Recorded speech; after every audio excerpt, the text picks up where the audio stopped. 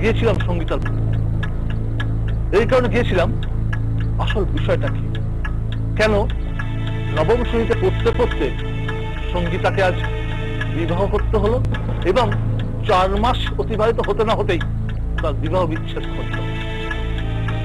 কিন্তু কোথায় লায়লা, কোথায় সমীরণ, যাকে সে স্বামী হিসেবে মেনে নিয়েছিল? সেই সমীরণ কিন্তু আজও লুকিয়ে রয়েছে, কোথায় আছে কেউ জানে না। খুঁজে বেরিয়েছি এ প্রান্ত থেকে সে প্রান্ত, সল্লেকে বিভিন্ন আনাচে কানাচে চেষ্টা করেছি অন্তত সমীরণকে ধরার, আসল বিষয়টা জানার জন্য। কেন সে সঙ্গীতাকে ছেড়ে দিয়ে এইভাবে চলে গেল, কেন সে তার দিদির কাছে লুকিয়ে রয়েছে, যদিও জানা যাচ্ছে সেটাই আসল সত্য এখনো পর্যন্ত অন্ধকারেই রয়েছে। তাই কালো মেঘের অন্ধকারে যেভাবে সঙ্গীতার জীবনটা ঘনীভূত হয়েছে, সেই আকাশে কালো মেঘটাকে সরিয়ে দিয়ে আমরা চাইছিলাম একটা সত্য ব্যাপারটাকে ফিরিয়ে আনতে সঙ্গীতার জীবনে। তদন্ত করেছি, দেখছি, কিছু ছাড়বো না, কারণ শেষটা দেখবো, আসল বিষয়টা কোথায় সেটা জানার চেষ্টা করব। দ্বিতীয়বার বাংলাদেশ থেকে ফেরত আসার পরই লাপাতা হয়ে যায় লায়লা আর সমীরণ। কোথায় গেলেন তারা, কেনই বা তাদের খুঁজে পাওয়া যাচ্ছে না? ঘটনার তদন্তে নেমে আমরা সবার আগে দেখলাম যেভাবে আষাঢ়ের মেঘ গোটা দেশে নিজের কালো ছায়া বিস্তার লাভ করেছে, ঠিক সেভাবেই সঙ্গীতার জীবনেও নেমে এসেছে ঘন কালো অন্ধকারের ছায়া, যে ছাওয়ায় কোনো প্রতিবিম্ব নেই, আছে শুধু অন্ধকার, নিকষ অন্ধকার, এক বিস্তীর্ণ আশাহীনতার জগৎ।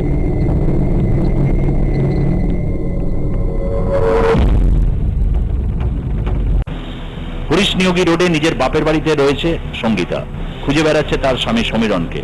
আমরা গিয়েছিলাম তার বাড়িতে, সেখান থেকে ফোন করলাম সমীরণের নম্বরে 9883889947-এ। কি দেখলাম আমরা, ফোনে তার এক জনৈক বন্ধু ফোনটি ধরলেন। আশপাশে নানা কথা বলতে তিনি ব্যস্ত, আসল কথা না বেমালুম চেপে গেলেন তিনি। কেন সমীরণ নিজের ফোন ধরছে না, কেন তার বন্ধু ফোন ধরে আশপাশের কথা বলে সময় কাটিয়ে দিতে চাইছে?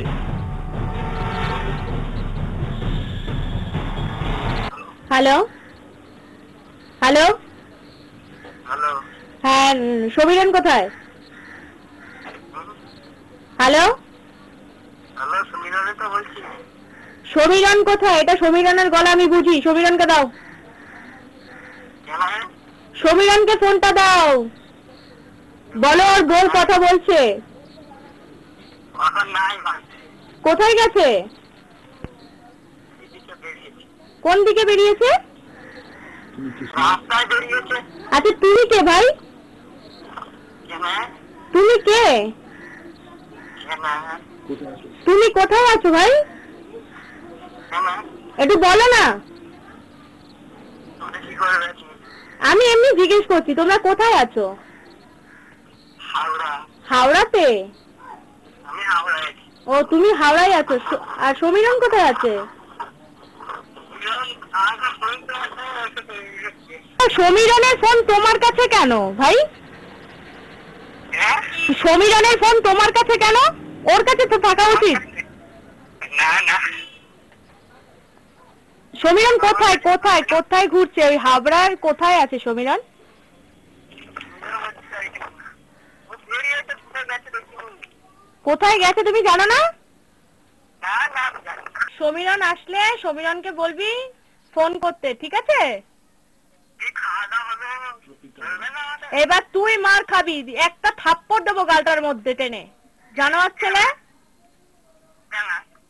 রাখ, স্যার সমীরণ আসলে ফোন করবি কিন্তু। না, করবো না, নাহলে কি খাওয়া দাওয়া হয়ে যাবে বলো? নিজেদের তদন্তের খাতিরে আমরা বেরিয়ে পড়েছিলাম লায়লার খোঁজে।